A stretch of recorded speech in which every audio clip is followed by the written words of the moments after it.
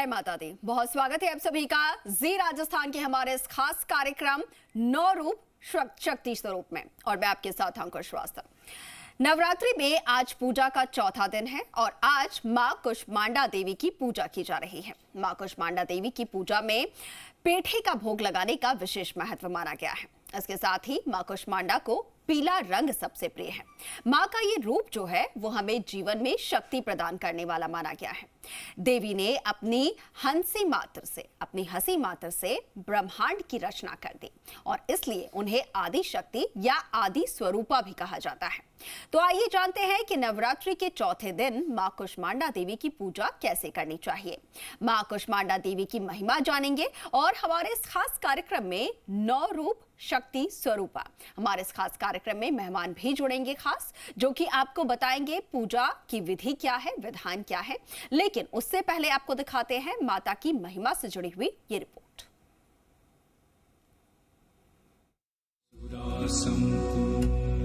कलशं रुधिराप्लुतमेव च दधाना हस्तपद्माभ्यां कूष्मांडा शुभदास्तु मे। नवदुर्गा का उत्सव पूरे देश में धूमधाम से जारी है। मां के हर रूप को भक्त दिलों में बसाए उनकी उपासना में लीन है। नवरात्र के चौथे दिन की अधिष्ठात्री देवी है मां कुष्मांडा। मां ब्रह्मांड के मध्य में निवास करती हैं और पूरे संसार की, पूरे ब्रह्मांड की रक्षा करती हैं। माना जाता है कि मां कुष्मांडा के पूजन से यश, बल और धन में वृद्धि होती है। देवी कुष्मांडा की महिमा के बारे में देवी भागवत पुराण में विस्तार से लिखा है। मां दुर्गा के चौथे रूप ने अपनी मंद मुस्कान से ब्रह्मांड की उत्पत्ति की थी और इसीलिए मां का नाम कुष्मांडा देवी पड़ा। ऐसी मान्यता है कि सृष्टि के आरंभ में चारों तरफ अंधियारा था, फिर मां ने अपनी हल्की सी मुस्कान से, हल्की सी हंसी से पूरे ब्रह्मांड को रच डाला। और कहते हैं कि सूरज की तपिश को सहने की शक्ति सिर्फ मां कुष्मांडा के अंदर है। मां कुष्मांडा का स्वरूप बहुत ही दिव्य, भव्य और अलौकिक है। उनका ये रूप भक्तों को खासा प्रिय है। मां कुष्मांडा शेर की सवारी करती हैं और अपनी 8 भुजाओं में दिव्य अस्त्र धारण करती हैं। मां को भोग में मालपुआ काफी पसंद है और इसीलिए पूजा में मालपुआ रखना ही चाहिए। मां को पीले रंग का केसर वाला पेड़ा भी खूब भाता है। वहीं कुछ लोग देवी कुष्मांडा की पूजा में सफेद पेठे या फिर फल भी चढ़ाते हैं। मां को ताजे मौसमी फलों का भोग लगाना लाभदायक माना जाता है। ऐसा कहा जाता है कि जो जातक श्रद्धा के साथ मां को उनका प्रिय भोग लगाते हैं, उन्हें मनवांछित फल की प्राप्ति होती है। साथ ही उनका घर सुख समृद्धि से भर जाता है। मां कुष्मांडा 8 भुजाओं वाली दिव्य शक्ति धारण करने वाली देवी परमेश्वरी का ही स्वरूप है। मान्यता है कि मां कुष्मांडा की पूजा करने से सभी अभीष्ट कार्य पूरे हो जाते हैं। जिन कार्यों में बाधा आती है वो भी बिना किसी रुकावट के, बाधा के संपन्न हो जाते हैं। भक्तों को सुख और सौभाग्य की प्राप्ति होती है। देवी पुराण में बताया गया है कि पढ़ने वाले छात्रों को मां कुष्मांडा की पूजा नवरात्रि में जरूर करनी चाहिए। इससे मां दुर्गा उनकी बुद्धि का विकास करने में मदद करती हैं। देवी कुष्मांडा को खुश करने का मंत्र है, या देवी सर्वभूतेषु कुष्मांडा रूपेण संस्थिता, नमस्तस्यै नमस्तस्यै नमस्तस्यै नमो नमः। हिंदू धर्म ग्रंथों में मां कुष्मांडा को ब्रह्मांड की रचयिता माना जाता है। ऐसा कहा जाता है कि मां कुष्मांडा अपने दिव्य मुस्कान से पूरे जगत में ऊर्जा का संचार करती हैं। साथ ही अपने भक्तों को स्वास्थ्य, समृद्धि, सुख और शक्ति का आशीर्वाद देती हैं, ताकि भक्तों के जीवन में हमेशा ऊर्जा और आनंद का प्रवाह बना रहे। जय मां कुष्मांडा।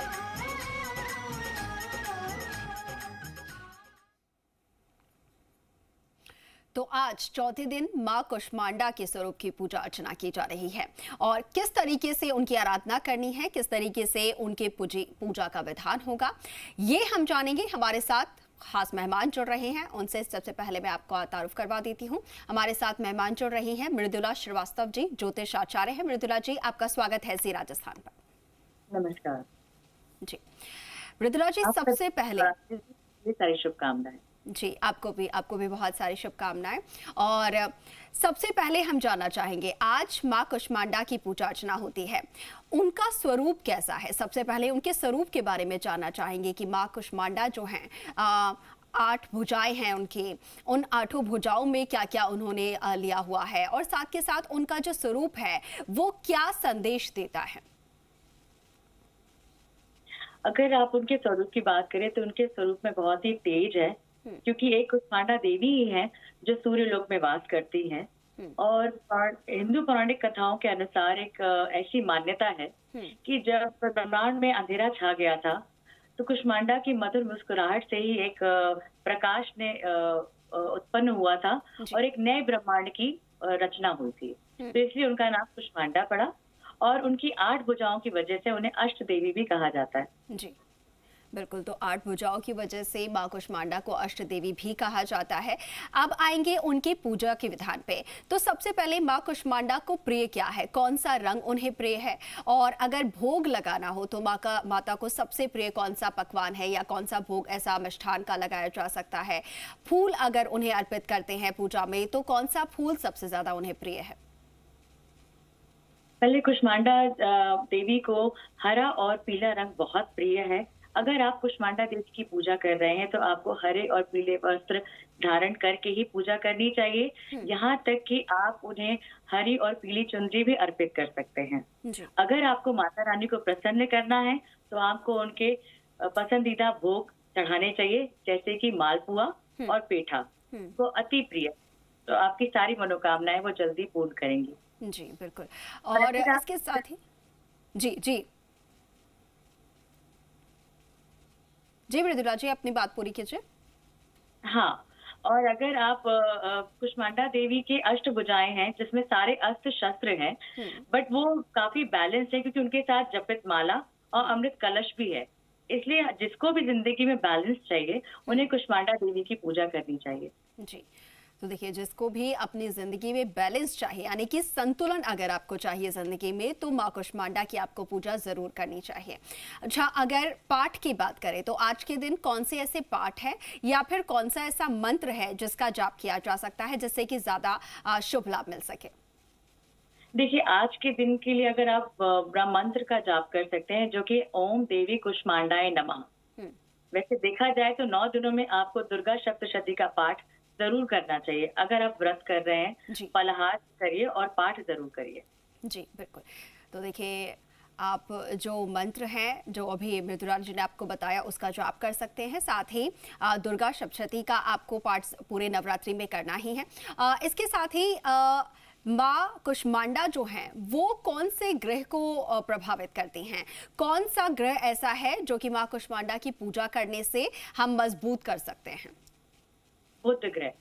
जी, क्योंकि जो स्टूडेंट है उन्हें कुष्मांडा देवी को पूजा करने के, जिससे कि वो बैलेंस्ड और उनको सद्बुद्धि आए, तो कुष्मांडा देवी की पूजा की जाती है। मृदुला जी, अगर बुध ग्रह कमजोर होता है तो जातक जो है उनकी कुंडली में किस तरीके की, उनके जीवन में किस तरीके की समस्याएं हो सकती हैं या फिर होती हैं, जरा उन समस्याओं के बारे में बताइएगा। और साथ के साथ ऐसे क्या उपाय आज के दिन किए जा सकते हैं ताकि बुध ग्रह को और उससे जुड़ी तमाम जो समस्याएं हमारे जीवन में आ रही हैं उनको ठीक किया जा सके? अगर कुंडली में बुध ग्रह अगर वीक है तो आपको बोलने में वो कॉन्फिडेंस फील नहीं होगा, आपको बात करते आप अपनी बात रख नहीं पाएंगे, आपकी बुद्धि समय पे काम नहीं करेगी। तो उसको आपको बैलेंस मतलब स्ट्रॉन्ग करना बहुत जरूरी है। उसके लिए आपको गाय को चारा खिलाना चाहिए, देवी को हरी चुनरी अर्पित करनी चाहिए, देवी की पूजा हमेशा करनी चाहिए। यहाँ तक कि जो स्टूडेंट है अगर उनका पढ़ाई में मन नहीं लग रहा है तो उन्हें हरे रंग का टेबल क्लॉथ अपनी पढ़ाई के टेबल पे बिछा के पढ़ाई करनी चाहिए। जी, ठीक है।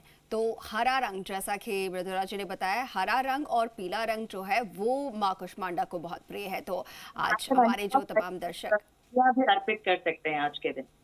जी, हरी चूड़ियाँ माता को आप अर्पित कर सकते हैं। बिल्कुल। तो हरे रंग की चुनरी या फिर हरे रंग का कपड़ा और हरे रंग की चूड़ियां आप माता को अर्पित करते हैं, तो इससे आपका जो बुध कमजोर भी है अगर, तो वो मजबूत होने वाला है, और अगर मजबूत है तो और ज्यादा शुभ ये संकेत आपके लिए होंगे। इसके साथ ही मृदुला जी ने आपको बताया कि किस तरीके के भोग जो है वो सबसे ज्यादा माता को प्रिय है, और साथ के साथ कौन से मंत्रों का जाप करना है। ये हुई आज की बात चौथे दिन। लेकिन अब कल की अगर हम बात करें मृदुला जी, पांचवें दिन माँ के स्वरूप स्कंद माता स्वरूप की पूजा अर्चना होती है। स्कंद माता का स्वरूप जरा बताइएगा कैसा होता है और किस तरीके की उनकी छवि होती है। स्कंद माता आखिर उनका नाम क्यों पड़ा, उसके पीछे क्या पौराणिक कथा है? स्कंद माता का नाम इसलिए पड़ा कि उनके कार्तिक उनकी 4 भुजाएं हैं। 4 भुजाओं में एक हाथ में उनके स्कंद हैं, तो इसलिए उनका स्कंद माता पड़ा। उनके हाथ में एक पुत्र है, इसलिए उनका स्कंद माता पड़ा। और किसी भी भक्त को अगर पुत्र चाहिए, संतान चाहिए, तो स्कंद माता की पूजा की जाती है और उनको केले का भोग चढ़ाया जाता है और साबूदाने की खीर चढ़ाई जाती है। जी, तो केले का भोग और साबूदाने की खीर जो है वो स्कंद माता को पसंद है। तो हम पहले से ही हमारे दर्शकों को जानकारी दे रहे हैं ताकि आप कल के लिए भी पूरी तरीके से तैयारी करके रखें। आज शाम के लिए हमने आपको बताया है कि किस तरीके से माँ कुष्मांडा की पूजा आपको करनी है, और कल के लिए भी आपको सुबह से, क्योंकि आप श्रृंगार करेंगे माता का। अच्छा, माँ स्कंद माता की बात की जाए तो उनको कौन सा प्रिय रंग जो है प्रिय है, कौन सा रंग, और साथ के साथ जो जातक पूजा कर रहे हैं, जो श्रद्धालु पूजा कर रहे हैं, उन्हें कौन से रंग का वस्त्र धारण करना होगा? अगर आप स्कंद माता के बारे में बात करें तो उनके बारे में पीला और सफेद आपको पहन के वस्त्र पूजा करनी चाहिए। इन 9 दिनों में आपको काले रंग तो नहीं पहनने चाहिए।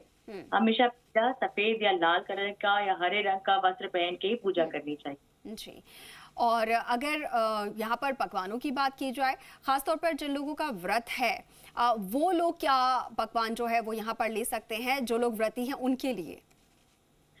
जो फलाहार से व्रत कर रहे हैं उन्हें साबूदाना खाना चाहिए। आलू तो नहीं अच्छा है, साबूदाना खाएं और फल से व्रत करें। अगर जो व्रत नहीं कर पा रहे हैं तो वो मंत्रों का जाप करें। और नवरात्र में 9 दिन में आप रात में पूजा करके सो सकते हैं अगर आप व्रत नहीं कर पा रहे हैं तो। जी बिल्कुल, तो सायकाल में आप पूजा कर सकते हैं, रात में भी आप पूजा कर सकते हैं अगर आपने व्रत नहीं किया है तो। इसके साथ ही मृदुला जी, कल जब स्कंद माता की पूजा होगी तो उनके लिए कौन सा मंत्र आप हमारे जातकों को बताना चाहेंगी, साथ के साथ ऐसे उपाय, और इसके बाद मैं आपसे जानूंगी कि कौन सा ग्रह जो है उन्हें वो प्रभावित करती हैं। अच्छा, स्कंद माता के जो मंत्र है वह ओम देवी स्कंद माताए नमः, क्योंकि मंत्र का जाप वही करिए जिसकी आप उच्चारण अच्छे रूप में कर पाए, क्योंकि मंत्र का भी उच्चारण सही रूप में होना चाहिए। जी जी, इसलिए आप देवी का जाप अगर जय देवी भी करेंगे आप 9 दिन तो भी चलेगा।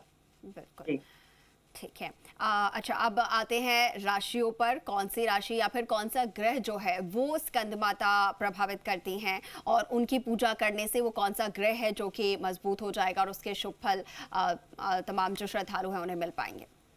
देखिए, स्कंद माता की पूजा जो संतान प्राप्ति के लिए की जाती है, तो उसमें जो ग्रह बनता है वो गुरु ग्रह होता है, और केला भी चढ़ाया जाता है, उनको अति प्रिय है। तो आपको अपना गुरु ग्रह स्ट्रॉन्ग करना चाहिए। जी ठीक है, तो केला चढ़ाया जाता है और साथ के साथ गुरु ग्रह जो है वो मजबूत होते हैं अगर आप स्कंद माता की पूजा करते हैं। अच्छा, जैसा कि आपने कहा कि स्कंद माता का जो पूजन है वो संतान प्राप्ति के लिए किया जाता है। अब ऐसे में वो माएँ जो कि काफ़ी समय से चाह रही हैं लेकिन वो माँ नहीं बन पा रही हैं, ऐसे में उन माँओं के लिए, उन महिलाओं के लिए आप क्या ऐसे उपाय बताने चाहेंगे जो कि कल के दिन खास तौर पर उन्हें करना चाहिए? उन्हें एक तो स्नान के बाद स्वच्छ कपड़े पहनकर माता को विधि विधान से पूजन करना चाहिए। उनको अखंड ज्योत या कलश रखना चाहिए। कपूर की आरती जरूर शाम के समय उन्हें करनी चाहिए। और अगर आपको संतान चाहिए तो आपको देवी के संतान की प्रार्थना करनी चाहिए। और आपको संतान जो 9 दिनों में कल आपको एक रास्ते में जो भी बच्चे कन्याएं मिले उनको कुछ न कुछ उपहार में देना चाहिए। जी, उपहार में अगर देखा जाए या फिर अगर दान भी कोई करना चाहे तो क्या सबसे वस्तु जो है श्रेष्ठ रह सकता है? मीठा, कुछ भी मीठा आप पीले रंग की मिठाई बांट सकते हैं या केला आप दान कर सकते हैं। बच्चियों को। ठीक है, बच्चियों को खास तौर पर। जी बिल्कुल, तो ये वो महिलाएं जो कि काफ़ी वक्त से कोशिश कर रही हैं माँ बनने की, लेकिन किसी न किसी वजह से अड़चन आ रही है, परेशानियां आ रही हैं, तो वो ख़ास तौर पर ये उपाय कल के दिन कर सकते हैं, तो ये आपके लिए बेहद लाभकारी साबित होने वाला है। इसके अलावा मृदुला जी, कई बार देखने को मिलता है कि नवरात्रि के दिनों में ख़ास तौर पर माँ की पूजा की जाती है, माँ दुर्गा आदि शक्ति की पूजा आराधना की जाती है, लेकिन दूसरी तरफ घरों में महिलाओं के साथ में अभद्र व्यवहार, उनके साथ मारपीट की जाती है या फिर उनका सम्मान नहीं किया जाता। ऐसे घरों में फिर किस तरीके की स्थिति पैदा होती है, किस तरीके की समस्याएं आती हैं, फिर उन लोगों के साथ क्या कुछ समस्याएं आ सकती हैं जो कि महिलाओं के साथ दुर्व्यवहार करते हैं? वैसे तो ये 9 दिनों में ऐसा कुछ करना भी नहीं चाहिए और सारे दिनों में नहीं करना चाहिए। अगर आप अपने घर की स्त्री को, अपनी लक्ष्मी को, जो घर की में लक्ष्मी है, आप उसको अगर सता रहे हैं, तो आप कितनी भी पूजा पाठ कर लीजिए, उस घर में बरकत नहीं रहती है। जी। मेरा तो यही है कि औरतों की हमेशा इज्जत करिए, और अगर आपको घर में धन धान्य और आपकी समृद्धि बनी रहे, तो औरत की हमेशा आपको इज्जत ही करनी चाहिए। जी बिल्कुल। और साथ ही एक प्रश्न है, खास तौर पर जो पुरुष यहाँ पर 9 दिनों का व्रत कर रहे हैं, उन्हें किन नियमों की पालना करनी चाहिए? हालांकि पुरुष और महिला जो भी व्रती हैं उन सभी के लिए ये सवाल है, लेकिन खास तौर पर जो पुरुष यहाँ पर व्रत कर रहे हैं, उनके नियम पूरे दिन के क्या होने चाहिए 9 दिनों के?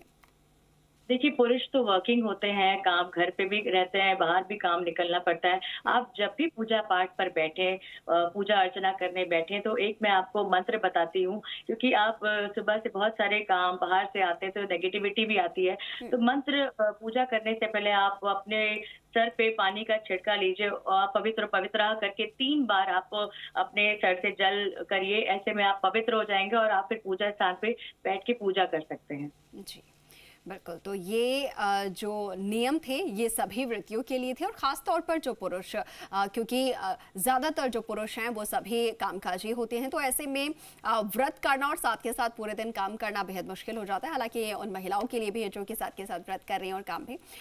इसके साथ ही मृदुला जी, पूरे नवरात्रि के ये जो 9 दिनों के व्रत होते हैं, इस व्रत का महत्व जरा आप बताइए कि 9 दिनों जो भी श्रद्धालु, जो भी भक्त माँ की आराधना करते हैं, सच्चे मन से ये व्रत करते हैं, इसका क्या फल होता है? इसका क्या फल उनके जीवन में मिलेगा? किस तरीके की उनके जीवन की परेशानियां जो है वो दूर हो सकती हैं बिना कुछ उपाय किए, सिर्फ माँ की आराधना से, सच्चे दिल से जो भी आराधना कर रहे हैं उनके लिए?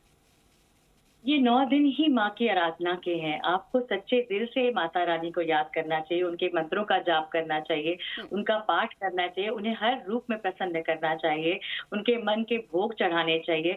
अगर आप ये सब नहीं कर पा रहे, यहाँ अगर आप व्रत भी नहीं कर पा रहे, तो आपको रोज दर्शन जरूर करने चाहिए माता रानी के, क्योंकि ये दिन ही आपकी मनोकामनाएं पूर्ण करने वाले हैं। अगर आप चाहते हैं कि आपकी जिंदगी में एक बैलेंस और खुशियां बनी रहे, तो आपको 9 देवी की पूजा जरूर करनी चाहिए। वो आपको 9 दिनों में देने ही आई है। बिल्कुल। अच्छा, 9 दिनों की ये पूजा जो है वो आखिर क्यों की जाती है? इन 9 दिनों में कहा यह जाता है कि माता जो है उनका धरती पे आगमन होता है। इस बार माँ पालकी से आई है, ये कोई खास शुभ संदेश जो है वो भी नहीं बताए जा रहे हैं। इसके बारे में आपसे जानना चाहेंगे कि माँ इस बार जब पालकी से आई हैं तो आखिर ये शुभ संदेश क्यों नहीं है? इसकी वजह से किस तरीके की परेशानियां आ सकती हैं? मुझे तो ऐसा नहीं लगता कि कोई परेशानी आ सकती, क्योंकि बड़े शुभ दिन चल रहे हैं माता रानी के। तो मुझे तो ऐसा लगता है वो आई हैं और जो भी मुश्किल दिन है वो सभी काट देंगी। तो इसलिए ये सारे शुभ ही दिन है और अच्छा ही होगा, मंगल ही होगा। जी चलिए, मंगल ही होगा, ये भी हम सभी की मनोकामनाएं यही है कि सब कुछ मंगल ही रहे। लेकिन जैसा कि मृदुला जी कहा यह जा रहा है कि पालकी पे माँ आई हैं और इस बार उनका जो उनकी विदाई है वो भी मुर्गे पे हो रही है। मुर्गे पर सवार होकर जब माँ है वे विदा होंगी, तो वो बहुत ज़्यादा शुभ संकेत इसलिए नहीं है। कहा यह जा रहा है कि बहुत सारी बीमारियाँ या महामारी इस तरीके की आ सकती हैं, इस तरीके की परेशानियाँ हैं। तो क्या सचमुच ऐसा है या फिर सिर्फ माँ की आराधना करने से जो भी कष्ट आने वाले हैं वो सभी दूर हो जाएंगे? नहीं, ऐसा कुछ भी नहीं है। आप सिर्फ माँ की सच्चे दिल से आराधना करिए, भक्ति भाव से करिए, उन्हें सिर्फ आपकी भक्ति और प्रेम की स्नेह चाहिए। सारे दोष, सारे दुख दूर ही हो जाएंगे माता रानी की पूजा करने से। बिल्कुल, ये बहुत ही पवित्र दिन है। बिल्कुल, तो बहुत ही पवित्र ये 9 दिन हैं जब माता रानी की पूजा अर्चना और बड़े ही धूमधाम के साथ पूरे देश भर में की जा रही है।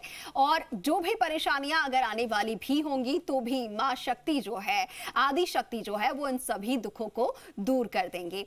अच्छा, 9 दिनों की जब हम बात कर रहे हैं तो माँ जो है वो धरती पर उनका आगमन किस उद्देश्य के साथ हुआ था? आखिर ये 9 दिन हम माता को समर्पित क्यों करते हैं? इसके पीछे क्या पौराणिक कथा है, ये आपसे जानना चाहेंगे। पौराणिक कथा माता रानी की ऐसे देखे जाए तो साल में 4 नवरात्र पड़ती हैं। 4 नवरात्रि में सिर्फ 2 नवरात्र हैं जो कि हमें पता होती हैं, जो और बाकी 2 नवरात्र जो गुप्त नवरात्र के नाम से जानी जाती हैं।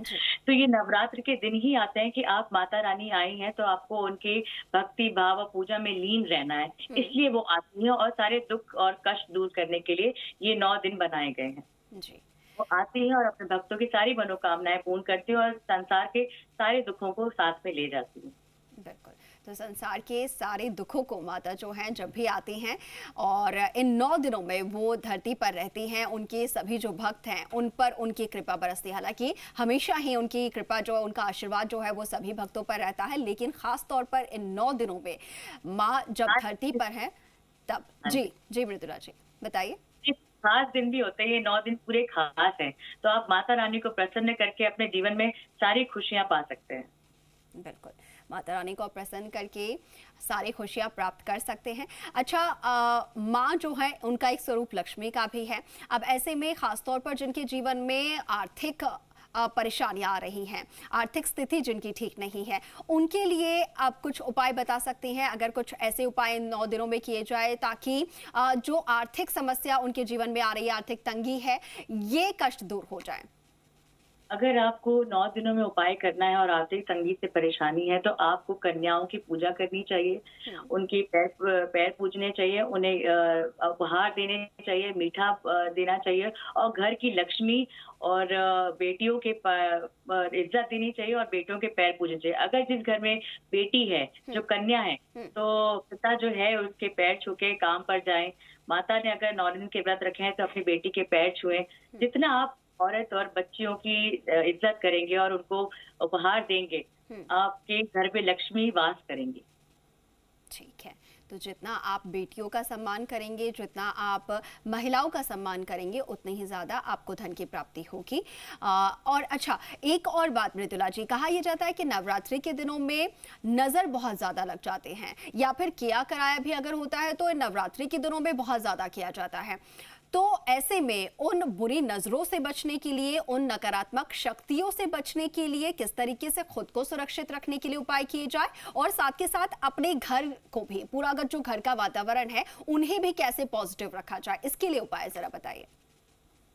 घर को पॉजिटिव रखने के लिए आपको पहले अपने आप को पॉजिटिव रखना होगा और घर पे आपको ये कोशिश करनी पड़ेगी कि आपको सिर्फ मंत्रों का जाप करना होगा, अच्छी पॉजिटिव बातें करनी होंगी, नेगेटिविटी से बिल्कुल दूर रहना होगा और सिर्फ माता के मंत्रों का और ध्यान ही आपको पॉजिटिविटी दे सकता है घर पे। और आपने दूसरी चीज क्या पूछी? उपाय अगर बुरी नजर से बचने के अगर कुछ उपाय अगर आप बता सके हमारे दर्शकों को। जी, आप एक नारियल लीजिए। 9 दिन में अगर आपको लगता है कि आपकी बुरी नजर घर पे या आपके ऊपर लगी हुई, तो आप एक नारियल लेके उसको एंटी क्लॉकवाइज 7 बार अपने सर से उतारा करके एक जल में प्रवाहित कर दीजिए।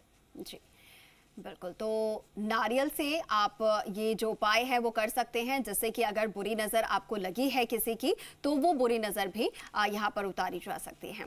इसके साथ ही जब माँ की विदाई होगी, हम कन्या पूजन करते हैं। कन्या पूजन में क्योंकि व्रत के क्या कुछ नियम है ये हमने आपसे जान लिए हैं, लेकिन कन्या पूजन के दौरान जब हम कन्याओं को, कंजकों को खिलाते हैं, पूजन करवाते हैं, ऐसे में कौन कौन सी बातों का ध्यान रखना बहुत ज़रूरी है, या फिर कौन सी ऐसी छोटी छोटी गलतियां हैं जो कि आमतौर पर लोग कर देते हैं, जिनका खास तौर पर हमें ध्यान रखना चाहिए, सावधानी बरतनी चाहिए? देखिए, 9 दिनों में अगर आपने व्रत रखा है तो आपको बहुत सारी चीजों का ध्यान रखना होता है कि आपके घर में लहसुन प्याज नहीं बनना चाहिए। आप फलाहार से व्रत करिए और अगर आप कन्याओं को भी जो भोग लगा रहे हैं तो हलवा पूड़ी का लगाइए, उनकी अच्छे से मतलब उनको गिफ्ट दीजिए, उनके पैर पुजाई करिए और आपको घर पे पूरा मतलब एक स्वच्छ वातावरण रखना चाहिए इन 9 दिनों में। बिल्कुल, तो स्वच्छ वातावरण रखना चाहिए इन 9 दिनों में, और साथ के साथ आपको कई चीज़ों का ऐसा ख्याल रखना है, जैसे कि लहसुन प्याज का आप सेवन ना करें, कुछ इस तरीके की वस्तु जो है वो घर में ना लाया जाए जो कि आपत्तिजनक या फिर अपवित्र मानी जाती हैं। तो इन 9 दिनों में आपको खास तौर पर इन बातों का ध्यान रखना होगा। ठीक है मृदुला जी, आप हमारे साथ जुड़ी, आपने इतनी महत्वपूर्ण जानकारियां जो हमारे दर्शकों तक पहुंचाई है, इतने सारे लाभकारी उपाय जो हैं वो आपने बताया, और साथ के साथ आज मां कुष्मांडा की पूजा कैसे करनी है, उन्हें कैसे प्रसन्न करना है, और कल 5वें दिन जब मां स्कंद माता की पूजा होगी तो उनकी आराधना कैसे करनी है, ये भी आपने हमारे दर्शकों को बताया। आपका बहुत बहुत धन्यवाद हमारे साथ जुड़ने।